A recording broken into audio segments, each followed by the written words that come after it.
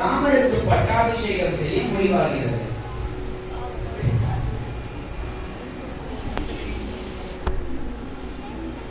அதை அறிந்த கைகேயி கூனி என்கிற மந்திரியிடம் சந்தோஷமாக ராம பட்டாபிஷேகத்தை பற்றி கூறுகிறார்.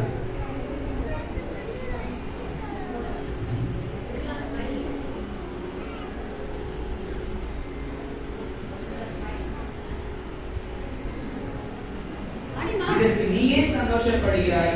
ராமன் என்ன உன் மகனா என்று கூனி கேட்க, ராமனுக்கு சமானமாக யாரும் இல்லை என்று கைகேயி பதிலளிக்கிறார்.